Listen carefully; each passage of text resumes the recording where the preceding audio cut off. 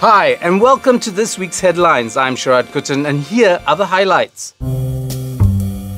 Prime Minister Najib Razak established a special economic committee this week to deal with our current economic crisis. He named his brother to it. CIMB's Najib Razak's response? Surprise, but says he will continue to speak truth to power. Najib perhaps forgets that he's always been part of the country's power elite.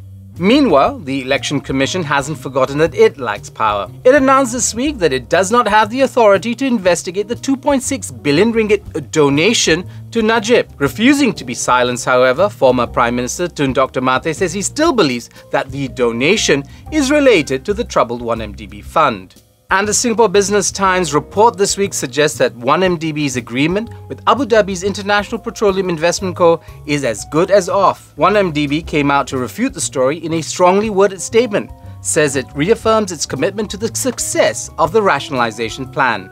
And while we wait with bated breath for 1MDB's turnaround, here comes the Merdeka weekend. But hashtag Merdeka isn't trending. Instead, it's hashtag #Bersih4. And that's this week's story, so let's get to it. If you don't already know, Bersih was established almost 10 years ago. Its core concerns continue to be the electoral system. Why? Because of the severe distortions ours suffer, such as malapportionment and gerrymandering, which undermines the one man, one vote principle. Now, Bersih's most recent focus has been the Election Commission's redelineation exercise in Sarawak. Despite the August Court of Appeal ruling in favour of the Commission, Bersih believes that the EC wants to increase the number of seats in Sarawak without proper explanation, and that the right of voters to scrutinise and to object to the EC's recommendations has been severely undermined, making the whole process a mere formality without real checks and balances.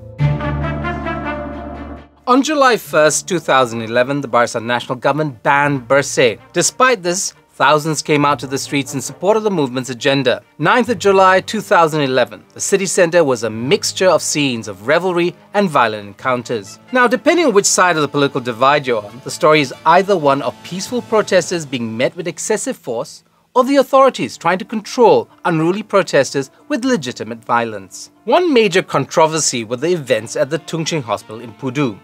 But a Health Ministry investigation found in favour of Bersih. According to its report, it was riot police who broke their own standard operating procedures by firing tear gas and water cannons into the hospital grounds when dispersing marchers. But this is just one moment. Anti-Bersih voices will no doubt point to other instances to prove their point of view. In July 2012, almost a year after Bersih 2.0, a High Court ruling declared Bersih a legal organisation. The Barisan National Government did not appeal the ruling, but in a recent statement, Secretary General of the Home Ministry again questioned Bersih's legality.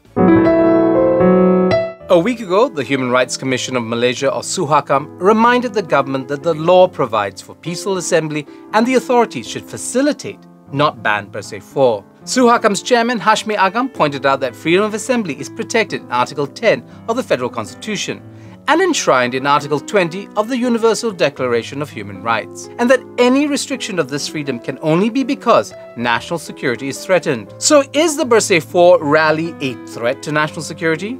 Well, for the Barisan National and these guys, who are being dubbed the Red Shirts, Bersih is jeopardizing the government's good work. But for Bersih and its supporters, it's marching for free and fair elections, a transparent government, the right to demonstrate, strengthening parliamentary democracy, and saving the national economy. So Bersih or not, you decide. Thank you so much for joining me on this week's headlines. Leave comments in the box below. And remember, have a great weekend.